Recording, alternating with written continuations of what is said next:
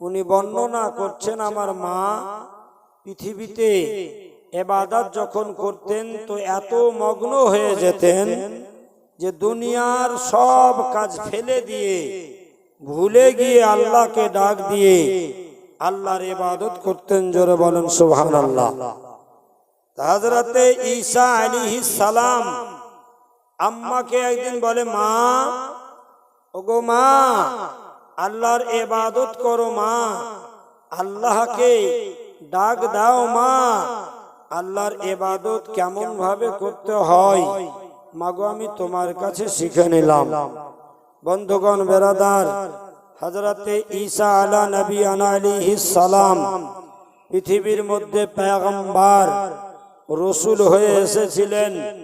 যে ঈসা আলাইহিস সালাম নিজের আম্মাকে এত ভালোবাসতেন, অন্তর থেকে, অন্তরের অন্তরস্থল থেকে নবী ঈসা আলাইহিস সালাম মাকে ভালোবাসতেন, মাকে কোনোদিন দুঃখ দিতেন না। আর আমাদের বর্তমান জামানায়, বর্তমান সময়ে অতদিন পর্যন্ত মাকে খুব আগ্রহ ভালোবাসা মায়ের কাছে পাই, দিয়ে থাকি যতদিন বিয়ে না হয়েছে। বিয়ে হলে ঝামেলা শেষ। বিয়ে হলে আর মাকে মা বলতো নিজকে অনেকেই লজ্জা পায়, বলি না ভাই। অনেকে আমরা আমাকে মা বলে ডাক দিচ্ছি না। মাকে মায়ের মতো আদর, মায়ের মতো ভালোবাসা দিচ্ছি না। দুনিয়াতে যখন একজন অন্য নারীর সঙ্গে বিবাহে বাধিত হয়ে স্ত্রী হয়ে যায়, তখন তার চক্রান্তে বাড়িটাতে ফাটল পৌঁছে যায়, ফাটল চলে আসে, ঝগড়ার জায়গা চলে আসে। যার জন্য আমার বিশ্ব নবী সাল্লাল্লাহু আলাইহি সাল্লাম বলেছেন, উম্মাহাতুল মুমিনিন হযরতে আয়েশা সিদ্দিকা রাদিয়াল্লাহু তাআলা আনহাকে বলেন, আয়েশা, যেই বাড়িতে ঝামেলা হয়, ঝগড়া হয়, সেই বাড়িতে আবার মীমাংসারও জায়গা থাকে না? হতে পারে বাবা, হয়। হযরতে ঈসা আলাইহিস সালাম নিজের মাকে এত ভালোবাসতেন, কোন জায়গায়, কোন কাজ ক্ষেত্রে, কোন জায়গায় কোনদিন মাকে দুঃখ দিতেন না, দেননি। হযরতে ঈসা আলাইহিস সালাম নিজের আম্মা জানকে বলছেন, মা, আমরা একটু সফরে বের হই, মাগো আমরা একটু জায়গাতে যাই। আমার মামা জান বিকট থেকে এসে 500 টাকা দিয়েছে দান। আল্লাহ তুমি রহিম রহমান দানকে কবুল করুন, আমিন সুম্মা আমিন। হযরতে ঈসা আলাইহিস সালাম নিজের মাকে বলছে, মা, আমরা একটু চলো সফরে যাই। হযরতে ঈসা আলাইহিস সালাম নিজের আম্মাকে সঙ্গী করে, যেহেতু ঈসা আলাইহিস সালামের প্রাণ প্রিয় ছেলে, হযরতে ঈসা বলছেন, মা সেখানে বাধা দিতে পারলেন না, যাব না এরকম কথা না বলে ডাক দিয়েছে। এটাই হয়তো তার শেষ সময় ছিল, ঈসার সঙ্গে যাব আর ফিরে আসব না, আমার সময় হয়ে গেছে, আল্লাহর ডাকে চলে যেতে হবে কবরস্থানে। হযরতে ঈসা আলাইহিস সালাম নিজের আম্মাকে সঙ্গে করে বাইতুল মুকাদ্দাস থেকে রওনা হলেন মুলকে শামের দিকে। জোরে বলেন সুবহানাল্লাহ। হযরতে ঈসা আলাইহিস সালাম মাকে নিয়ে মুলকে শামের রাস্তায় যাচ্ছেন। যেতে যেতে মা অসুস্থ হয়ে গেল। অসুস্থ হয়ে যাওয়ার কারণে মা বলছে, বেটা ঈসা, আমার তো আর চলার মতো শক্তি হচ্ছে না। দুনিয়াতে ঈসা আলাইহিস সালামের আম্মা কখনো আপনার দুনিয়াবি দাওয়া ওষুধ খেত না। তার জন্য ওষুধ ছিল জঙ্গলের ঘাস, জঙ্গলের গাছ, জঙ্গলের গাছের পাতা, এটাই তার ছিল অভ্যাস। কোনো অসুস্থ অবস্থায় পড়ে গেলে তিনি কখনো ওষুধ খেতেন না। আর ওষুধের জন্ম হলো তার বহুদিন পরে। এখন আমাদের জন্য সবথেকে বিশ্বাস করা জায়গা হলো ওষুধ। ডাক্তারের মতো আর পৃথিবীতে বিশ্বাসের জায়গা কোথাও নাই। আমরা কিন্তু সবথেকে বেশি বিশ্বাস করি ডাক্তারকে।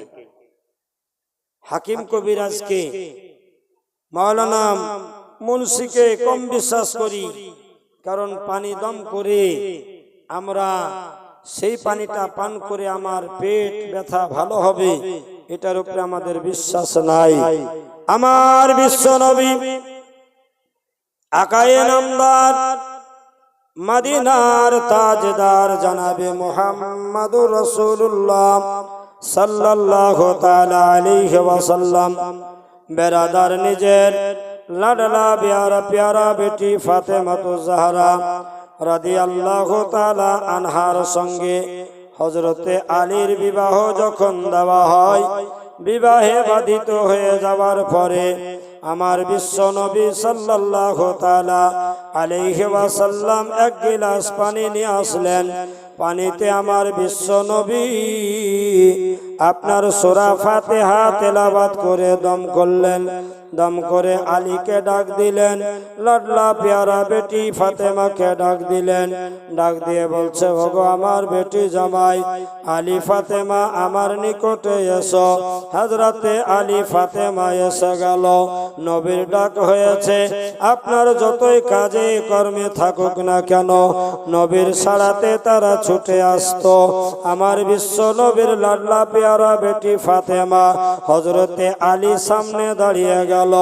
আমার নবী মুস্তাফা এক গিলাস পানিতে সূরা ফাতিহা দম করে হযরতে আলীকে বলল, ও আলী তুমি এই পানিটা হাফ পান করে নাও।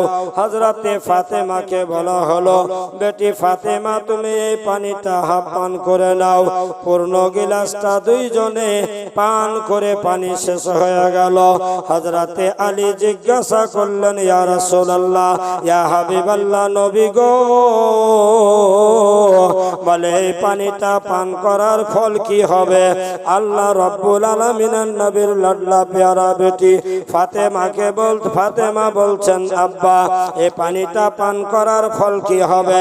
বন্ধুগণ বেরাদার, আমার বিশ্ব নবী সাল্লাল্লাহু আলাইহি ওয়াসাল্লাম বলেন, বেটি ফাতেমা তুমি ঘাবড়ায়ো না, বেটি ফাতেমা তুমি চিন্তা করো না, বলে এই পানিটা পান করলে তোমাদের সংসারের মধ্যে কোনদিন স্বামী স্ত্রীর সঙ্গে আপনার খারাপ সম্পর্ক হবে না।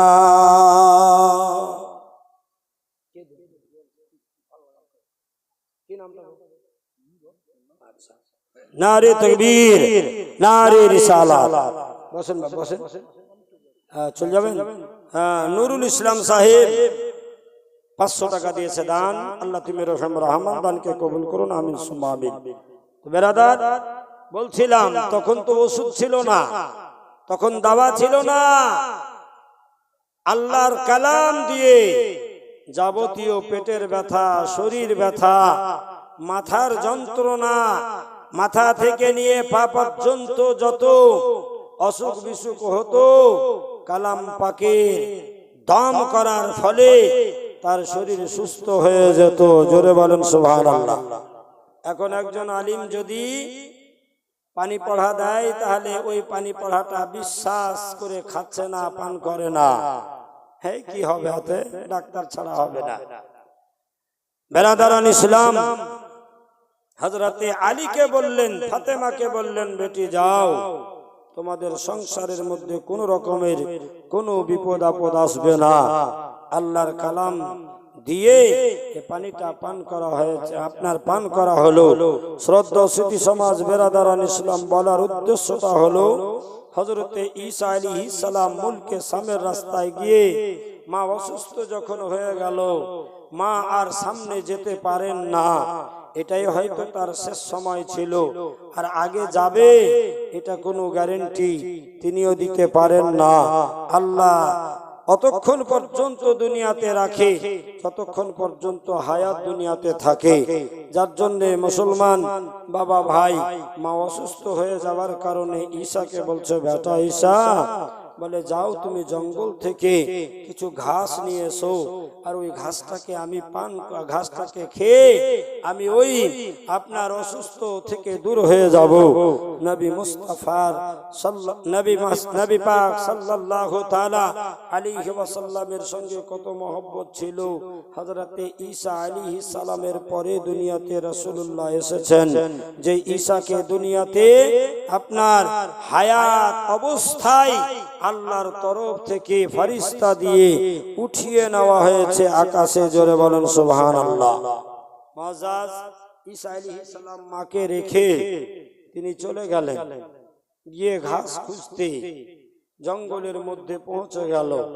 এদিকে আল্লাহর হুকুম হলো ঈসা আলাইহিস সালামের আম্মা আর দুনিয়াতে থাকবে না, তার হায়াত শেষ হয়ে গেছে। কুল্লু নাফসিন যায়কাতুল মউত, প্রত্যেক নফসকে একদিন না একদিন মরণের স্বাদ গ্রহণ করতে হবে। হযরতে মারিয়ামের আর হায়াত নাই দুনিয়াতে। আল্লাহ পাক বললেন এই মুহূর্তে মালাকুল মউত তুমি পৌঁছে যাও মারিয়ামের কাছে, তার রূহটাকে কবজ করে নিয়ে এসো। জোরে বলেন সুবহানাল্লাহ। বন্ধুগণ, বেরাদার, মা বোনেরা, বাবারা, ভাইয়েরা, আল্লাহর তরফ থেকে মালাকুল মউত হযরতে মারিয়ামের কাছে পৌঁছে গেল। মারিয়ামের আত্মাটা বের করে নিল। মারিয়াম আর দুনিয়াতে জীবিত নাই, দুনিয়া থেকে বিদায় হয়ে গেল। সঙ্গী তো কেউ ছিল না, বেটা ঈসা একাই ছিল। জঙ্গলের মধ্যে তো কেউ নাই। ঈসা আলাইহিস সালামের আম্মার মৃত্যু হয়ে গেছে। বলে তার কাফন দাফন করাবে কে, তার কবরটা খনন করবে কে? বেরাদারান ইসলাম, হযরতে ঈসা আলাইহিস সালামের আম্মার ইন্তেকাল হয়ে গেল। আল্লাহ রাব্বুল আলামিন বলেন, এ আমার ফেরেশতারা যাও যাও জান্নাতের মধ্যে প্রবেশ করো, জান্নাতের মধ্যে চলে যাও। হযরতে ঈসা আলাইহিস সালামের আম্মাকে গোসল দেওয়াতে হবে। বেরাদার, কিছু ফেরেশতারা জান্নাতে পৌঁছে গেল আল্লাহর হুকুমে। জান্নাত থেকে পানি এনে, জান্নাত থেকে বেরাদার সমস্ত কিছু এনে ফেরেশতারা এসে গেল মারিয়ামের নিকটে কাছে। হযরতে মারিয়ামকে জান্নাতি পানি দিয়ে ধৌত করা হলো। আল্লাহ রাব্বুল আলামিনের ফেরেশতারা জান্নাতি পোশাক দিয়ে হযরতে মারিয়ামের কাফন দাফন অর্থাৎ কাফন পড়ালো শরীরে। বেরাদার, কাফন পড়িয়ে কয়েকজন ফেরেশতারা আল্লাহর তরফ থেকে এসে কবর খনন করা হলো। কবরটা কমপ্লিট করা হলো। সমস্ত ফেরেশতারা একত্রিত হয়ে হযরতে মারিয়ামের জানাজার নামাজ হলো। জানাজার নামাজ হয়ে কবরে তাকে নামিয়ে দেওয়া হলো। কবরে নিয়ে আপনার কবর সম্পূর্ণ করা হলো। বেরাদার, সম্পূর্ণ করে সমস্ত ফেরেশতারা কমপ্লিট করে চলে গেল সবাই। বেরাদার, কিছুক্ষণ পরে হযরতে ঈসা এসে হাজির হয়ে গেল। যেখানে মা ছিল সেখানে এসে হাজির হলো। মা, আমার আম্মা জান কোথায়? মা মা বলে ডাক দেয়। ও গো আম্মা, তুমি কোথায়? মা কোথায় বলো না মা, আজ তোমাকে এখানে রেখে গেলাম মা। বাইতুল মুকাদ্দাস থেকে মুলকে শামের রাস্তায় যাচ্ছিলাম গো মা, আজ তুমি কোথায় গেলে বলো না মা। তোমার শরীর অসুস্থ ছিল,